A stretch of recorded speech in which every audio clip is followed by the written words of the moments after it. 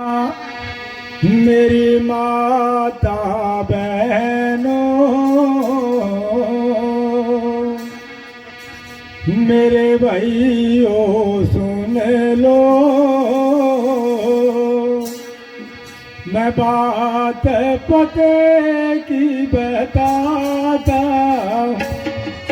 भाई जीवन में सुख पाने के मैं साधन पाँच बताता हूँ।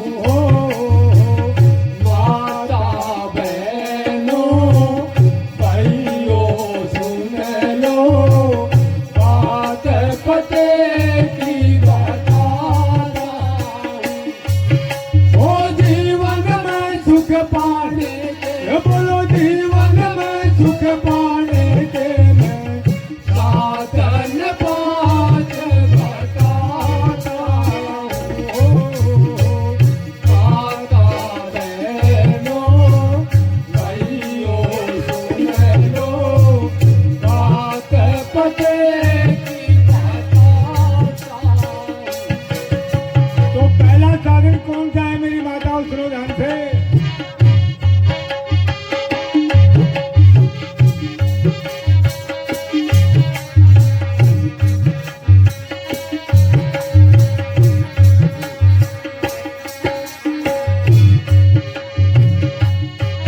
भाई सबके पहले उस परम पिता का अपने दिल में ध्यान करो।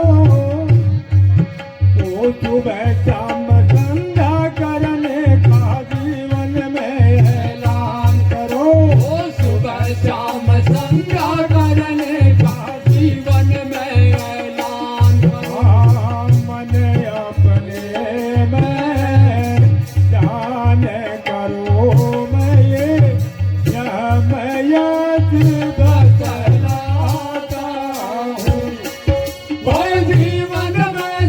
पाने के मैं साधन पाँच बताता हूँ। माता बहनों भाइयों सुन लो, बात पते की बताता हूँ। सबसे पहले परम पिता का अपने मन में ध्यान करो। भाई सुबह शाम संध्या करने का जीवन में ऐलान करो। मन अपने में ध्यान करो, मैं ब्रह्म यज्ञ बतलाता हूँ। अब ब्रह्म यज्ञ किसे कहते हैं? ब्रह्म यज्ञ कहते हैं परमात्मा की स्तुति प्रार्थना उपासना करना। अब कई पर्सन खड़ा कर देते थे, क्यों करें परमात्मा की स्तुति प्रार्थना उपासना?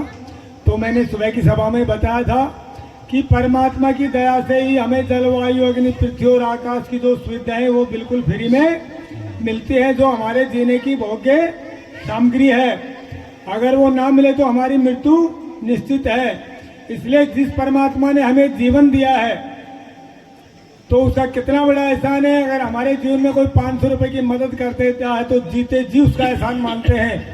पर जो आपको बिल्कुल फ्री में जीवन की भोग्य सामग्री दे रहा है, अगर उसका आप एहसान नहीं मानते तो ये बहुत बड़ी कृतज्ञता है, और कृतज्ञता ही दुख का सबसे बड़ा कारण है। और इसके बारे में सुबह बड़ी व्याख्या के साथ आपको बता दिया था। अब अगला सुनो क्या है।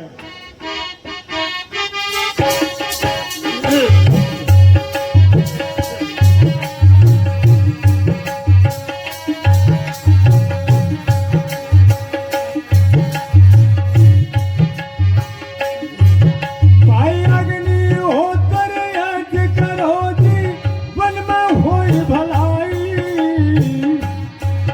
हर रोग दोष नष्ट करे यो सबने हो सुखदाई। ओ रोग दोष नष्ट करे यो सबने हो सुखदाई। ओ जीवन की कला यो सवाई में ऐसा रहस्य बताता हूँ। भाई जीवन में सुख पाने के, बोलो जीवन में सुख पाने के मैं साधन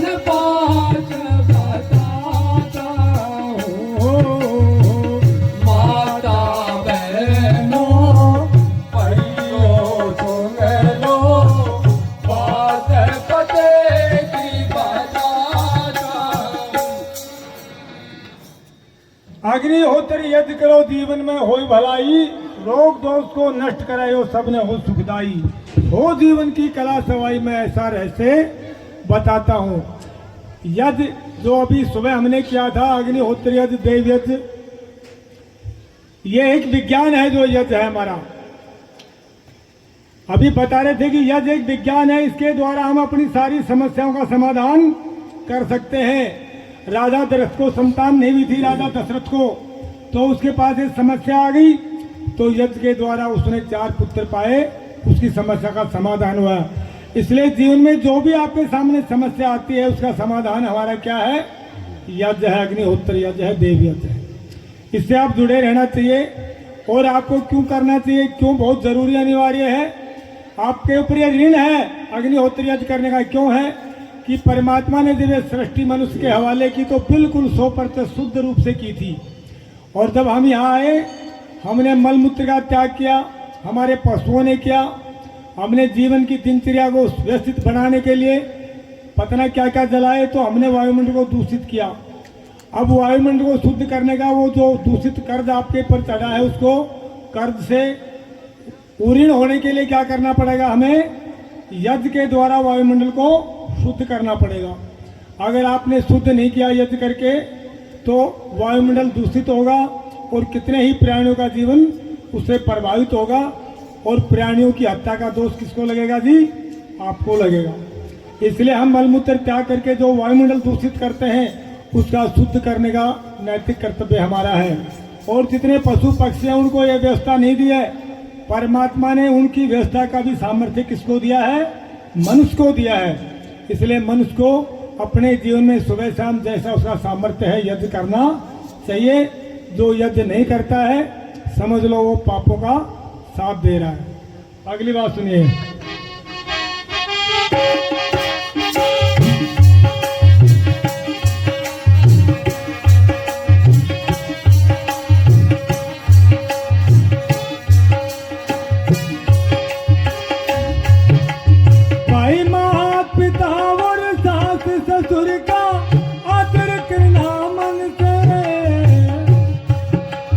सुबह शाम बोरे 8 पहर तू सेवा करना मन से, सुबह शाम बोरे 8 पहर तू सेवा करना मन से। तो क्या होगा? ये माताएं आपको बात करने के लिए नहीं बिठाया गया, यहाँ सुनने के लिए बताया है। सुनो बात। स्वर्ग समान तेरा करियो बनेगा, मैं पितृ यज्ञ बतलाता हूँ, और जीवन में सुख पाने के मैं साधन पाठ बताता हूँ। माता बहनों भाइयों सुन लो, बात पते की बताता हूँ।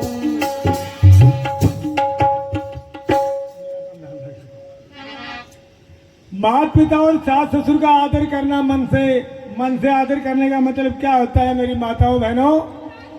कि बहू सास की रोटी लेके जा रही है और रोटी में खीर हलवा पूड़ी रायता सारी चीजें हैं, और जाकर कहते ला बुढ़िया खा ले खाना, 1 घंटा हो गया पै कर रही है, ना आराम से बैठती है ना बैठने देती है। अब बताओ जब बहू ने सास पर ऐसी डांट मार दी, उसका अपमान कर दिया, तो क्या वो खीर हलवा पूड़ी को भर के चाव में खा लेगी? नहीं खाएगी ना।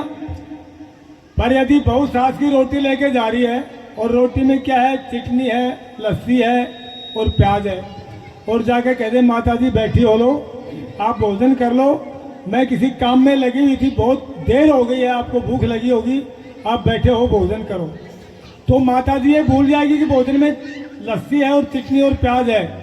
बस उसको ये दिमाग में रहेगा कि मेरी बहू कितनी अच्छी है, कितना मेरा सम्मान कर रही है, और उसको लस्सी रोटी को बिल्कुल अमृत समझ के खा जाएगी। इसलिए मेरी बेटियों माताओं, आपको अपने वृद्ध माता पिता सास ससुर का सम्मान दिल से करना बहुत जरूरी है।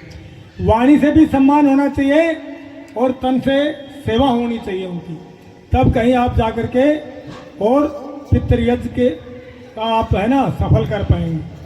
पर आज हम पितृ मानते किसे हैं? पितृयज कहते किसे हैं कि जीते माता पिता, सास ससुर, दादा दादी, ताऊ ताई, चाचा चाची, आचार्य, विद्वान, सन्यासी, ये जो हैं इनको क्या कहते हैं? पितृ कहते हैं। और ये जिंदा है, इनकी सेवा करना ही क्या कहलाता है? पितृयज कहलाता है। पर आज हमारे समाज में दुर्भाग्य क्या हो गया कि माँ जब पिता जीवे थे तब तो गुड़ की कांकरी दी नहीं उसको, और मरने के बाद फिर हमने कई कुंटल बोरी उसके लिए लगा दी चीनी की। तो ये बहुत गलत बात है। और मरे हुओं को पितृ मानना एक बहुत बड़ी समस्या हमारे समाज के अंदर है, और वो पितरों के साथ अन्याय है। एक बार एक गांव के अंदर 10 साल पहले एक बुढ़ा मर गया, और 10 साल बाद में उसके पोते की शादी हुई, और उस पोते की बहू आ गई। बहू के सिर में दर्द हो गया, पेट में दर्द हो गया। उसकी सास ने किसी डॉक्टर को दिखाया, आराम नहीं मिला, तो पड़ोसन से उसने जिक्र कर दिया। तो पड़ोसन ने कहा कि भाई डॉक्टर को दिखा लिया, फिर दर्द नहीं मिटा तो बहन कोई ना कोई दूसरी बात है, कोई ओपरी पराई का चक्कर है, या किसी पितर देवता का दोष है। तो पूजा कराने चली गई। पूजा कराने वाले ने बता दिया कि भाई तारा तो दादा कोई पितर बना हुआ है, वो नाराज है। कैसे खुश हो भाई? बोला उसकी मांस निकालो, खीर बनाओ, और सर रात को सत्संग करवाओ। करवाया तो भाई वो कहीं संयोग से ठीक हो गई। पर 2 महीने बाद में फिर वही समस्या बहू के सामने आ गई। उसने अपनी सास को बताया। सास उसी VIP बैठ के पास पहुंच गई, पूजागर के पास, और उसने वो बात बताई कि भाई तारो पितर फिर रूस गो। अजी क्यों रूस गया? बोला कोई दारू पिया हुआ तुम्हारे घर आ गया, या दारू पीने वाले के घर तुम्हारी बहू चली गई होगी। अब भाई दारू तो आज समाज में 90% लोग पीते हैं। अब बहू ने बताओ कि गुरुकुल में डालता ना दारू पीने वाले ना हो, बहू तो घर में रहेगी। अब ये बड़ी समस्या आई। सास घर आती है, बहू पूछती है, तो सास बताती कि तेरो दाल सिरो फिर रूस गो। अब वो घर में जाती है, अपने कमरे में दरवाजा बंद करती है, और पहले तो रोती है थोड़ी देर, और रोने के बाद पता क्या कहती है? अरे सत्यानाशी बुढ़ा 10 साल पहले मरा था, मैंने तेरे को नहीं देखा, तूने मेरे को नहीं देखा। मैंने तेरा क्या बिगाड़ा जो मेरे सिर में दर्द कर रहा है, मेरे पेट में दर्द कर रहा है? अगर तुझे दुखी करना है तो तू अपनी बहू को कर, मेरी सास को। उसने तुझे भोजन नहीं दिया होगा, तेरी सेवा नहीं की होगी। अब ऐसी बात देख लो, 10 साल बाद में बहू आने वाली, उस बूढ़े को मरने में 10 साल मरे हुए हो गए, पर 10 साल बाद में उसके बेटे पोते गालियां निकाल रहे हैं। क्यों निकाल रहे हैं? ये हमारी मूर्खता है कि अगर हम ये समझा देते, ये पाठ पढ़ा देते कि हमारे माता पिता, दादा दादी जो जिंदा है वही पितृ कहलाते हैं, उनकी सेवा करना पितृयज कहलाता है, मरो हो कि नहीं, तो वो गालियां नहीं निकालती। पर हमने ये उल्टी रीति चला दी। अब घर में भैंस दूध ना दे तो बाबू रूस गो, घर में कोई परेशानी होगी तो बाबू रूस गो। अब जो भैंस की सेवा करती है उसको काकड़ा बिनोड़ा देती है, और वो सामने दूध ना दे तो मरे हुए बूढ़े को गालियां निकालेगी, सत्यानाशी क्यों मारे गैल पड़ रहा है, भैंस में दूध दे लेंगे, बच्चे पियेंगे, क्या पियेंगे, कितना खून पियेंगे? बोलो गालियां निकालेगी नहीं निकालेगी? और ये मूर्खता हमारी है कि हमने ऐसी परिपाटी अंधविश्वास पाखंड चला दिया कि मरो को गाली निकालने का हमने मार्ग प्रशस्त कर दिया। पर आज से तुम्हें पाठ बता देना कि मरने के बाद कोई कुछ नहीं है। पितृयज उसे कहते हैं जीते माता पिता, सास ससुर, दादा दादी, आचार्य, शास्त्री, विद्वान, इनकी सेवा करना क्या कहलाता है? पितृयज कहलाता है। मरने के बाद कोई किसी का दोष नहीं लगता, सब अपने कर्मों का दोष होता है। तो चलो अगली बात सुनिए।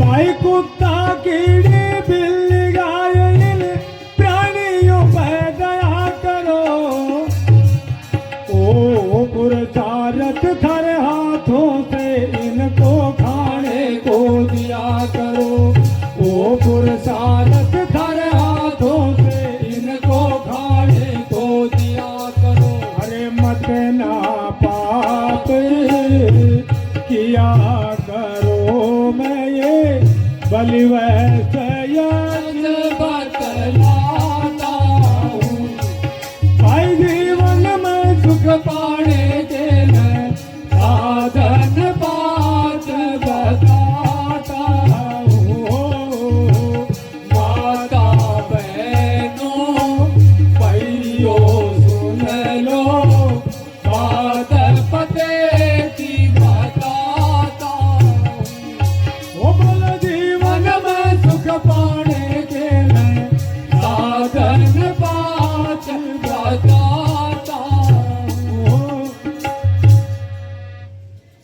कुत्ता कीड़ी बिल्ली गाय इन प्राणियों पर दया करो, हो पुरुषार्थ थारे हाथों से इनको खाने को दिया करो, मत ना पाप क्या करो, बलि वैष्णुदेव यज बतलाता हूं। कुत्ता कीड़ी बिल्ली गाय चिड़िया जितने भी प्राणी हैं ऐसा है, और लाचार प्राणी की रक्षा करना क्या कहलाता है जी? बलिदेव यज्ञ, बलि वैष्णुदेव यज्ञ।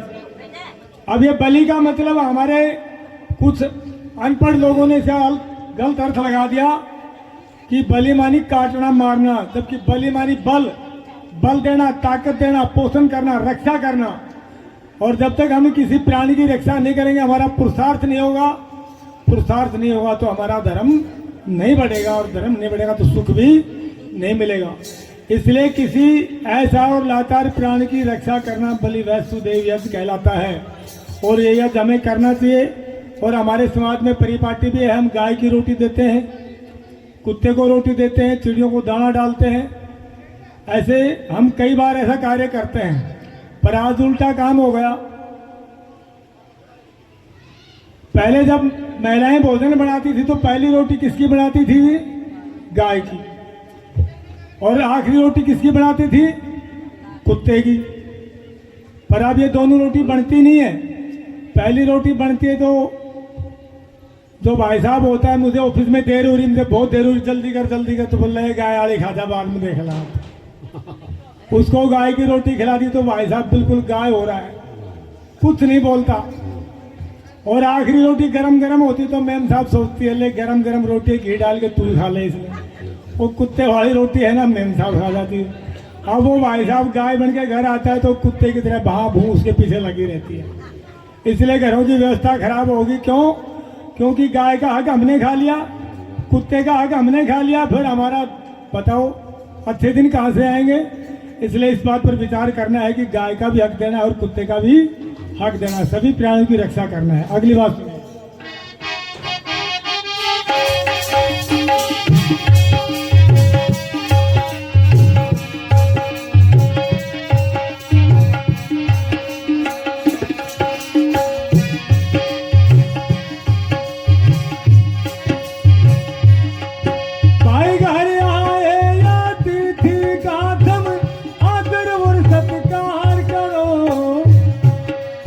साधु संत ऋषि मुनियों की वाणी पर भी ध्यान करो, साधु संत ऋषि मुनियों की वाणी पर भी ध्यान करो। हो सत्य वीर पर चार करो, मैं ये वेद की बात बताता हूँ।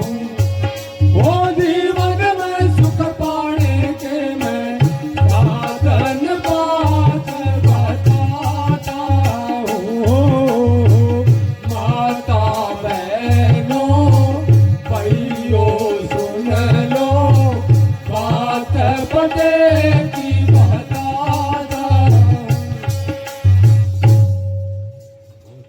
भाई घर आए अतिथि का आदर और सम्मान करो।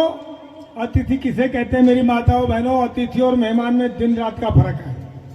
अतिथि कहते हैं जो विद्वान है, पंडित है, वेदों का विद्वान है, सन्यासी है, चरित्रवान है, सात्विक है, वेद को पढ़ता और पढ़ाता है, यज्ञ करता और कराता है, ऐसे लोग क्या कहलाते हैं?